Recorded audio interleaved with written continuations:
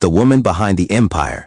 Long before the name Jimmy Swaggart became synonymous with global televangelism, there was a young woman named Frances who believed in him more than the world ever would. Frances Swaggart didn't just marry a preacher, she married a dream.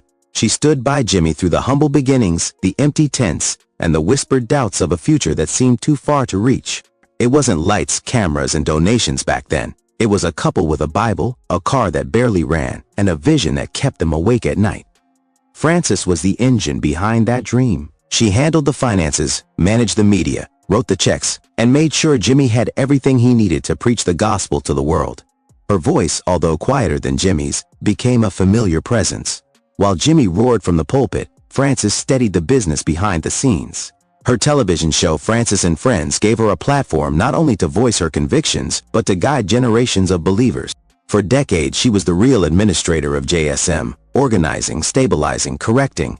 And she did it all with loyalty, without scandal, and without asking for anything in return. Until now, when the storm took Jimmy. When Jimmy Swaggart passed away, it wasn't just the end of a spiritual era, it was the end of Frances's world. Though their marriage had faced unimaginable public storms, from scandals to church splits, Frances never left his side.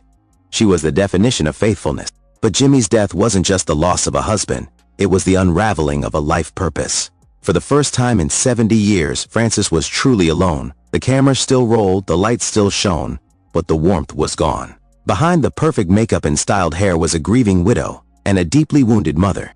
And as she tried to navigate this new world, one where she no longer had Jimmy to protect or support, something far worse was happening in the shadows. Donnie, the son who lost his way. Donnie Swaggart grew up under the weight of his father's legacy. He was born into the pulpit, groomed for greatness, and Frances made sure he never lacked anything. Not support, not grace, not opportunity. When Jimmy fell during the scandals of the 80s, it was Frances who kept Donnie afloat. She urged the board to give him the pulpit, to protect the name. But something shifted after Jimmy's death. Donnie became colder, more distant. He appeared on stage, delivered fiery sermons, but rarely mentioned his mother anymore. Behind the scenes, Frances reportedly asked him to spend more time with her. But he was always too busy. Rumors started swirling. Staff members noticed Frances no longer attended family meetings. Her seat at board discussions sat empty. Donnie, some say, was focused on leading, not healing. To the public, he remained the preacher. But to Frances, he was becoming a stranger. Gabriel, the new face, the missing heart.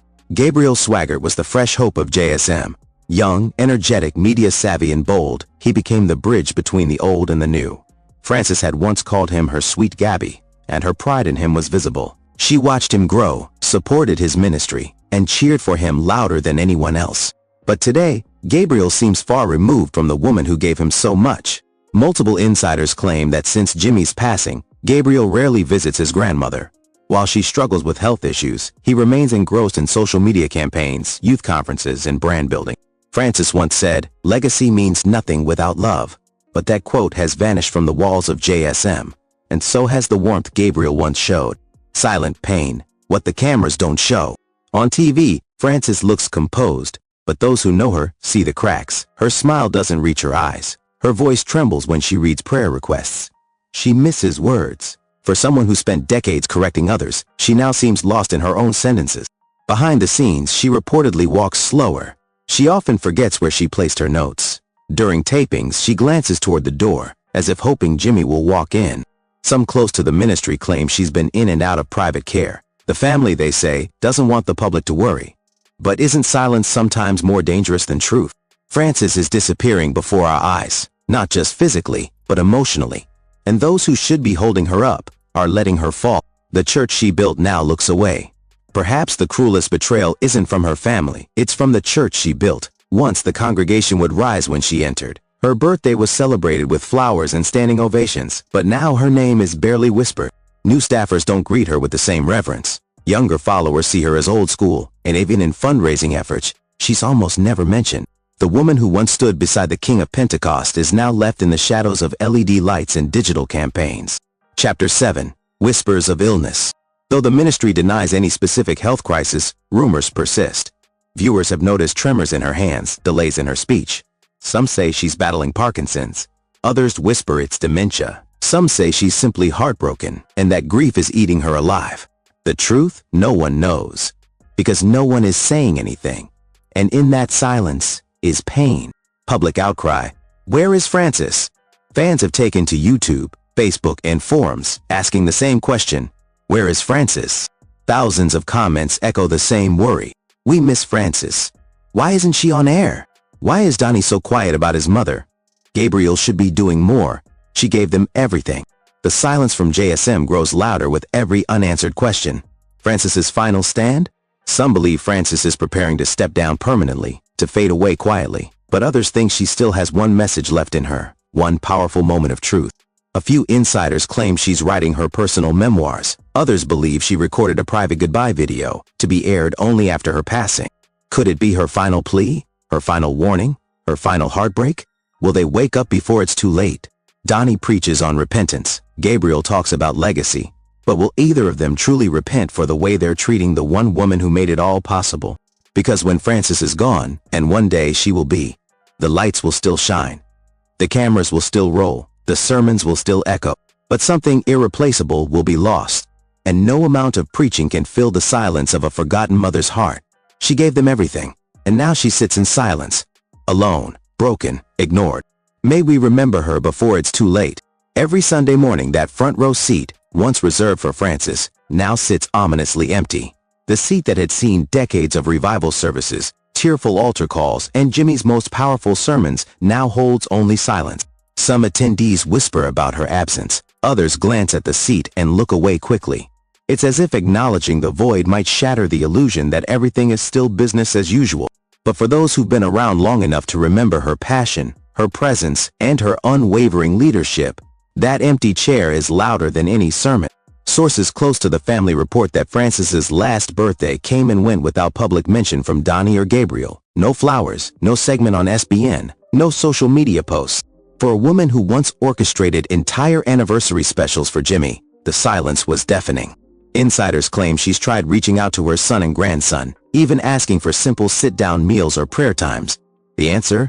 Maybe later. But later never come. What happens to a mother's heart when the very people she gave her soul to no longer have time for her? They say love is shown in the little things, but for Frances, even those small gestures have faded. No more morning phone calls, no warm hugs on Sunday mornings, no surprise visits. Just empty rooms, unanswered texts, and a cold distance from those she raised. Her days have become quiet, not the peaceful kind, but the aching kind. She walks through the halls of the ministry she helped build, passing by photos of her family that now feel more like museum pieces than memory. Sometimes, a staffer says, she stops at Jimmy's old office and just stares at the door, not crying, not speaking, just standing, as if waiting for something or someone who isn't coming back. Meanwhile, Donnie is busy preparing sermons. Gabriel is expanding media ventures. The ministry is moving, evolving, transforming. But somehow, it's leaving behind the very woman who made it all possible. And the congregation? Many have started to notice. Their emails, letters, and comments pile up, not with hate, but with concern. Where is Sister Frances? We haven't seen her smile in months. She looks weaker every time she's on screen. Still, no one at JSM addresses it. No statement, no update, just silence. Silence that speaks louder than any words ever could. Some believe Frances is choosing isolation. Others say it's being chosen for her, a slow fade into the background to make room for the next generation. But she is not just anyone. She's not a chapter in a book you close.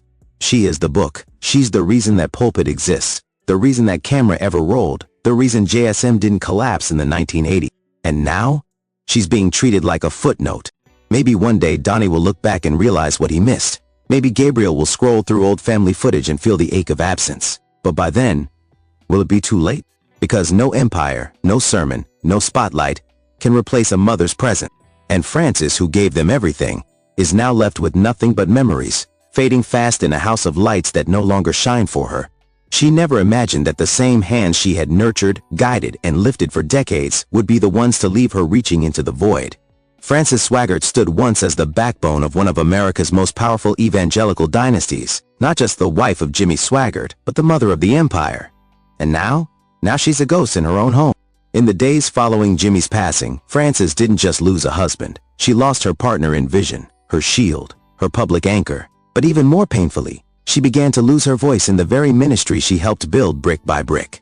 Behind closed doors, people say she walks the marble floors of their Baton Rouge estate slowly now, touching the framed portraits of crusades and revivals gone by. Her eyes linger longer on the black and white photos of her and Jimmy in the early days, two kids with a dream, faith, and fire. But the fire is fading. Donnie, once the rebel who found his way back to the pulpit, is now at the forefront of JSM. Gabriel, young, polished, and media-trained, holds the keys to the next generation. But in their rise, Frances is disappearing. Not deliberately maybe, but undeniably. The hallway lights that used to stay on late at night, waiting for Jimmy and Frances to return from a revival, now flicker off by 7 p.m. Her evening tea is poured by a caregiver. Her Bible study notes lay untouched on her desk. And in the boardroom, her seat is often empty. Not because she doesn't show up, but because her voice is no longer heard. People close to the ministry whisper that Frances has been battling health concerns. Whispers of fainting spells, of memory lapses, of moments where she just stares into space as if searching for something or someone. And yet in public she smiles, she waves. She wears the same elegant suits and pearls. But the spark? It's gone. Those closest to her, the staff, the old choir members, even a few former pastors, have begun to notice the change. One longtime employee confessed, Frances used to walk these halls with fire in her stride.